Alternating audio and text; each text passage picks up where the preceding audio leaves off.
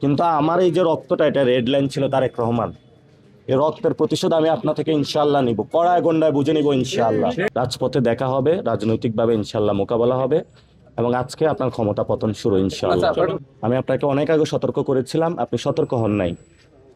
এটা আমি পার্সোনালি নিলাম, আপনি এটার কাফফারা দিতে হবে। আমাকে শেখ হাসিনা একবার জেলে নিয়েছিল, তার কাফফারা উনি দিয়েছে, দিল্লিতে আছে। অনুভব করি যে দেখেন হলো আমার হাতে হলো ইটটা হলো অনেক জোরে হলো আইসা লাগে, এবং প্রথমে হলো গ্লাসটা ভেঙে আমার সাথে যে আমার সহযোগী ছিল সে অনেক রক্তাক্ত হয়েছে, এবং ওইটার পরে আবারই আমার কাছে এসেছে। গাড়িতে ইটটা এখনো আছে।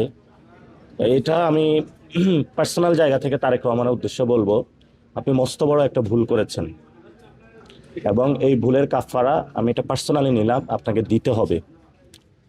আমাকে শেখ হাসিনা একবার জেলে নিয়েছিল, তার কাফফারা উনি দিয়েছে, দিল্লিতে আছে।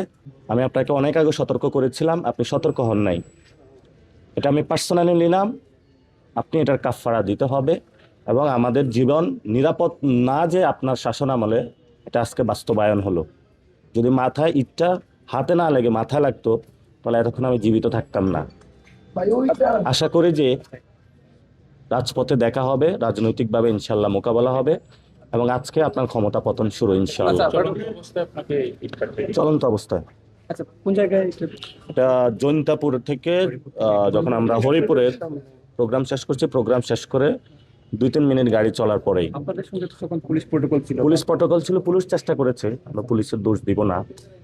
কিন্তু যখন আজকে ইশরাক রাজপথ উত্তপ্ত করেছে, রাশেদ দীর্ঘদিন ধরে রাজপথ উত্তপ্ত করেছে, তো আমি মনে করি ইশরাক আজকে যখন মশাল মিছিলটা করেছে, এরপরে অ্যাটেম্প টু মার্ডার হয়েছে আমার উপরে, ফলত এই হত্যার জন্য দায়ী ইশরাকও। আইনি ব্যবস্থা নেবেন কিনা, বা আমি যতদিন জীবিত আছি, আমি মরা পর্যন্ত কোনো আইনি ব্যবস্থা আমি মরা পর্যন্ত কোনো আইনি ব্যবস্থা নিব না। আমি মরা পর্যন্ত কোনো আইনি ব্যবস্থা নিব না। ঠিক আছে।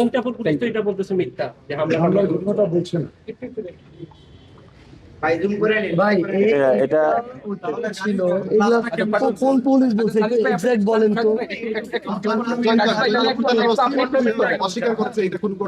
আচ্ছা, না না, হয়তো তার সামনে এটা হয় না। আমরা তো বললাম প্রোগ্রাম খুব ভালোভাবেই শেষ হয়েছে, এবং আজকের 3টা প্রোগ্রামেই প্রশাসন তাদের জায়গা থেকে আমরা দেখেছি সর্বোচ্চ চেষ্টাও করেছে।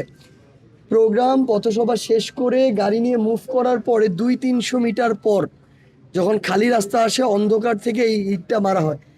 যে কোনো অ্যাঙ্গেল থেকে ইটটা এমনভাবে মানে তীক্ষ্ণ তির্যকভাবে আসে, ট্রায়াঙ্গুলার হয়ে, যে কোনো জায়গা থেকে একটা মানুষের মাথায় যদি ওইটুকু স্পিডে এসে লাগে, তার মানে একটা মানে হতাহত হয়ে যাবে।